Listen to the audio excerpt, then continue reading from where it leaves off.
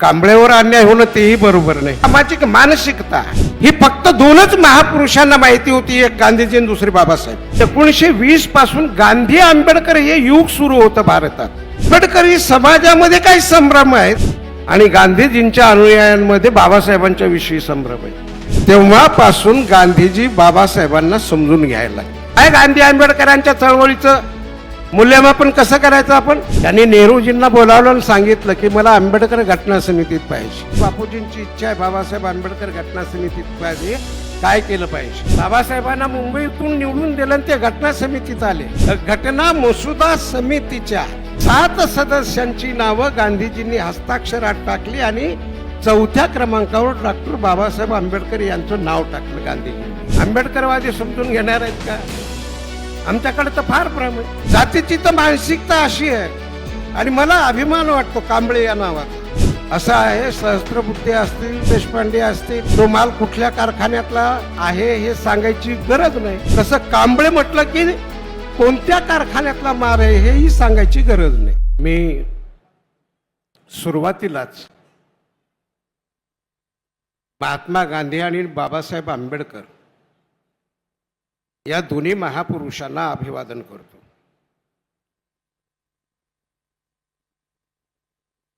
या सत्राचे अध्यक्ष आणि माझ्या पिढीचं आकर्षण किंवा अभिमान आदरणीय कुमार सप्तर्षी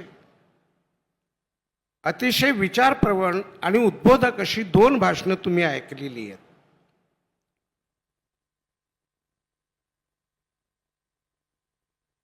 उपस्थित बंधू आणि भगिनींनो, धनश्री म्हणाले आणि कुमारजी म्हणाले. कुमारजींनी तर मला 2दा आठवण दिली की वेळ होत चाललेला आहे, वेळ होत चाललेला आहे. कांबळेवर अन्याय होणं तेही बरोबर नाही.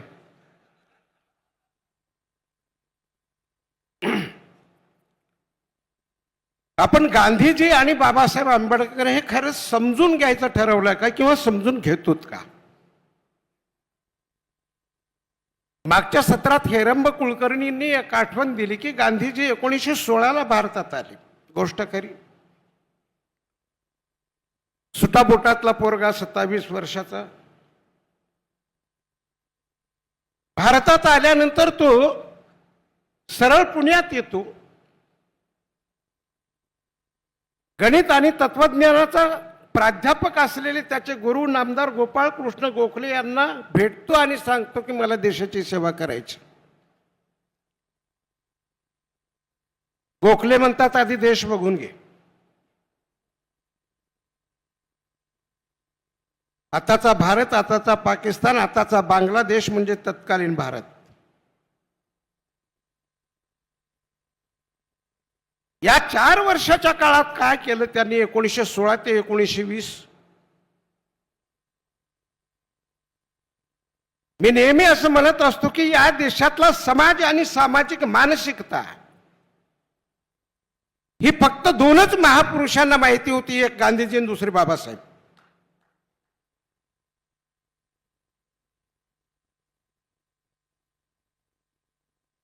जिथं गाडी मिळेल तिथं गाडी. वाहनांची फारशी रेलचेल नव्हती. अत्याधुनिकीकरण झालेलं नव्हतं. जिथं बैलगाडी मिळेल तिथं बैलगाडी, जिथं पायी जायचं तिथं पायी.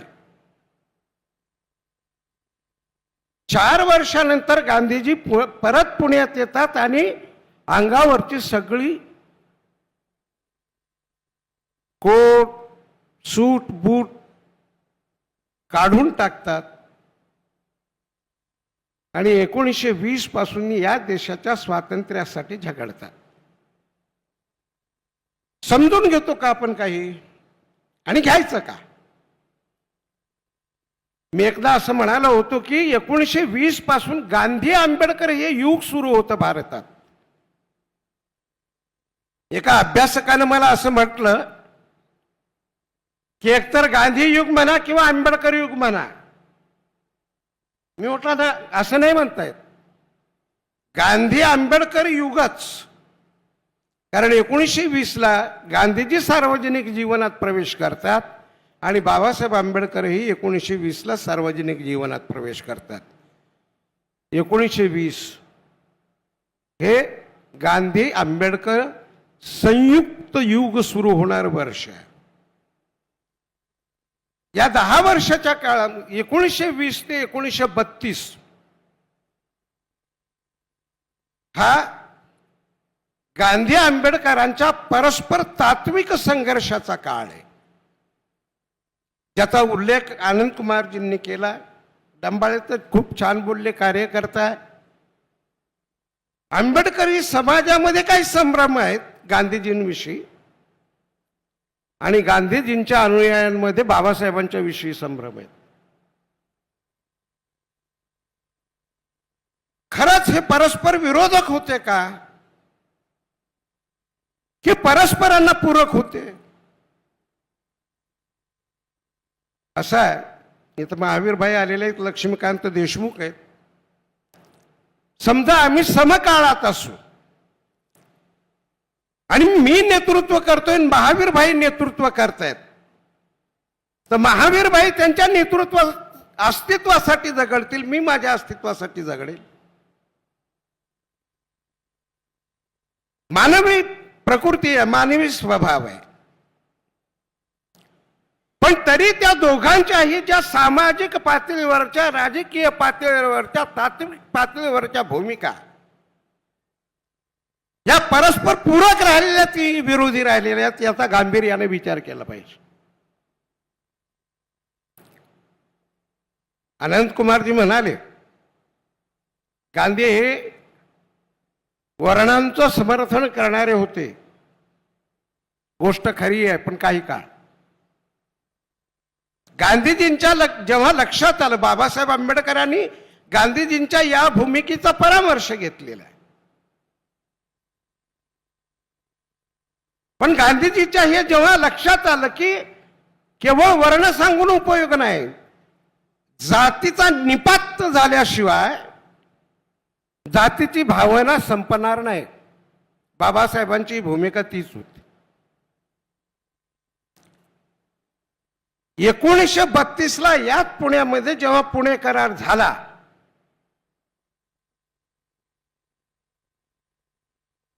तेव्हापासून गांधीजी बाबासाहेबांना समजून घ्यायला लागले.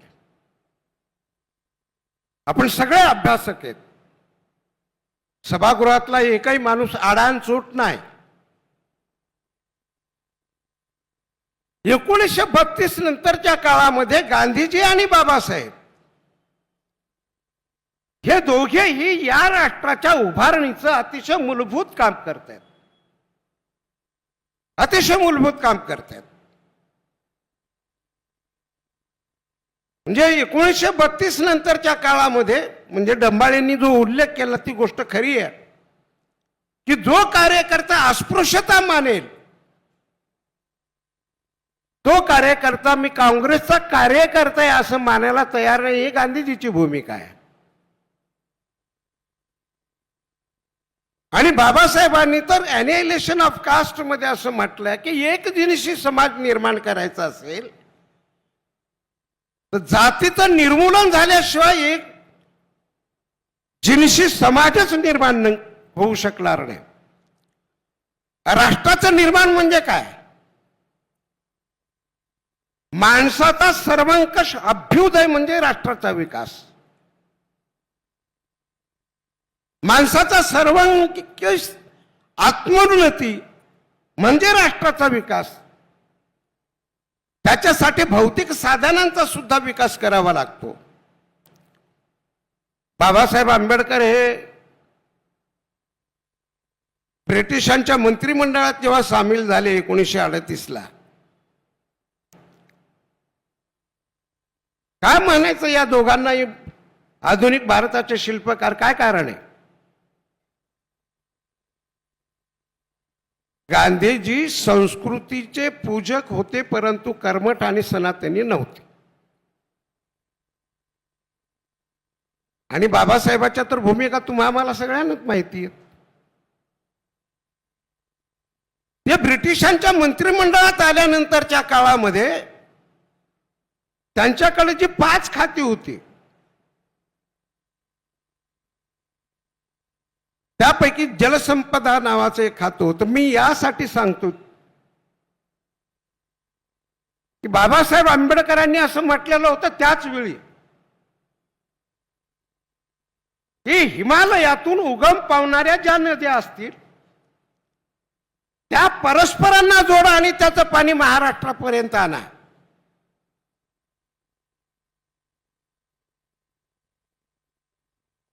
का?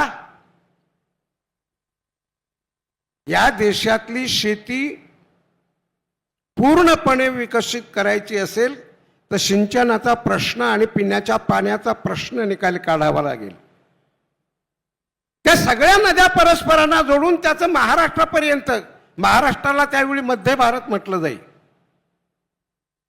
इथपर्यंत आणा. का आणा?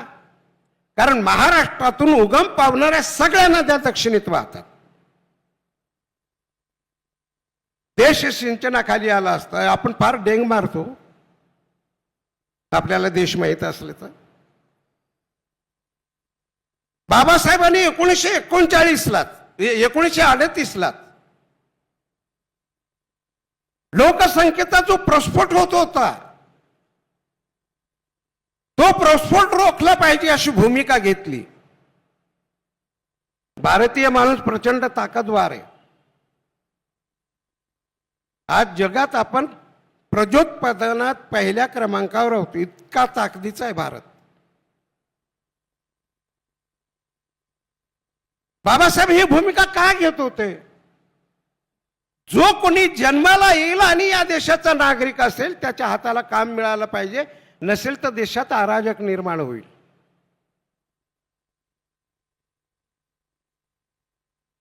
गांधीजी आणि बाबासाहेब यांनी ज्या ज्या भूमिका घेतल्या या राष्ट्राच्या उत्थापनासाठी आणि राष्ट्राच्या जडणघडणीसाठी, त्या दोघांच्याही भूमिका समन्वयाच्या भूमिका होत्या. गांधीजी येईपर्यंत काँग्रेसला सर्वसामान्य माणसांचं वावडं होतं अशी इतिहासाची पाने सांगतात. लाल बाल पाल जेव्हा नेतृत्व करत होते, लाला लजपतराय, बाळ गंगाधर टिळक, बिपिनचंद्र पाल आणि व्योमेश बॅनर्जी जेव्हा नेतृत्व करत होते, तोपर्यंतची काँग्रेस ही सर्वसामान्य माणसांची काँग्रेस नव्हती. गांधीजीकडे नेतृत्व आले आणि शेतकरी काँग्रेसमध्ये आला, शेतमजूर काँग्रेसमध्ये आला. समाजातला जो डाऊन ट्रोडन आहे, समाजाचा जो खालचा स्तर आहे, तो स्वातंत्र्याच्या लढ्यात आला. म्हणजे गांधी राजकीय स्वातंत्र्यासाठी झगडत होते आणि बाबासाहेब आंबेडकर सामाजिक स्वातंत्र्यासाठी झगडत होते. 1932 पर्यंतची या दोघांची गांधीजींनी आवाहन केलं. आपल्या पूर्वजांनी यांच्या पूर्वजांवर यांच्या पूर्वजांचा अनन्वित छळ केलेला आहे आणि त्याचा आपण प्रायश्चित्त घेतलं पाहिजे. काय गांधी आंबेडकरांच्या चळवळीचं मूल्यमापन कसं करायचं आपण?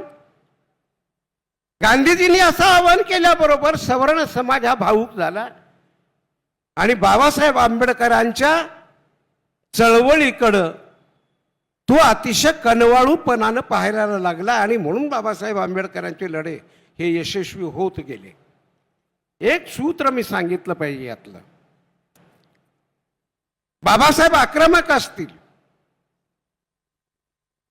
परंतु गांधीजी आणि बाबासाहेब या दोघांचेही लढे अहिंसेचा मार्ग प्रशस्त करणारे लढे होते.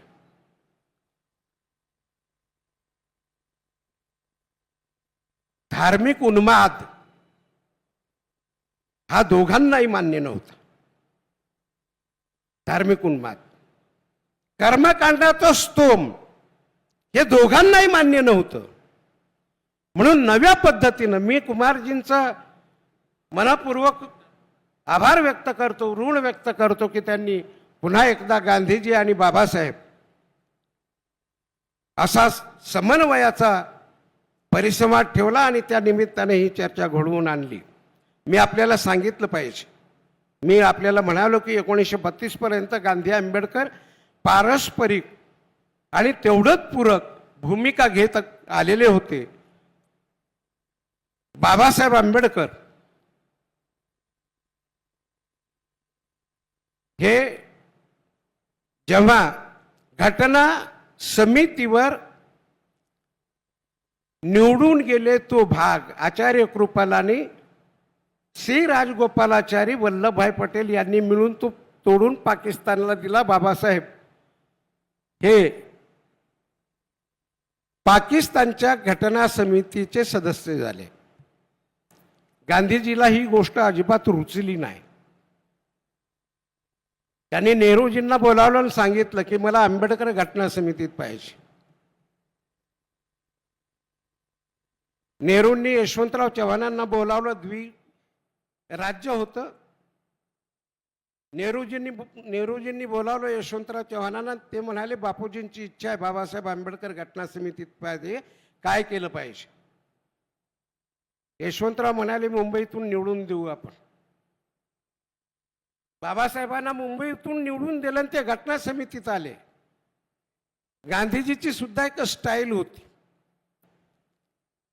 ज्या काँग्रेस वर्किंग कमिटीला सत्यनारायण सिन्हा उपस्थित राहत असत, काँग्रेस वर्किंग कमिटीचे सदस्य समजून जायचे की बापूजींचा काहीतरी वेगळा निरोप आलेला आहे.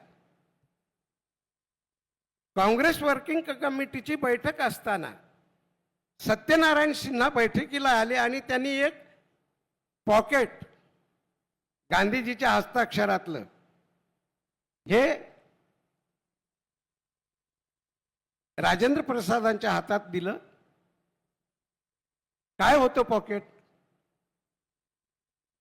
घटना मसुदा समितीच्या 7 सदस्यांची नावं गांधीजींनी हस्ताक्षरात टाकली आणि 4थ्या क्रमांकावर डॉक्टर बाबासाहेब आंबेडकर यांचं नाव टाकलं गांधीजींनी. आंबेडकरवादी समजून घेणार आहेत का? आमच्याकडे तर फार भ्रम आहे. इथं महावीरभाई आहेत. महावीरभाईंनी माझा एक लेख छापला होता 1996ला. गांधी आंबेडकर सामाजिक दृष्ट्या परस्पर पूरकच. तर त्या काळामध्ये आमचे प्राध्यापक सुद्धा मला म्हणाले होते, सामान्य कार्यकर्त्याचं समजू शकतो मी, हे असं मानणं गरजेचं आहे का? जे मला 96ला कळलं ते आता अनेकांना आता कळू लागलेलं आहे. जो लेख महावीरभाईंनी लोकमतमध्ये छापलेला होता. आपण नव्या परिमाणामध्ये गांधीजी आणि बाबासाहेब समजून घेणार आहोत. बाबासाहेब जर घटना समितीत आले नसते गांधीजीच्या इच्छेनं, मसुदा समितीचे सदस्य जर झाले नसते, आपण सगळे जाणतो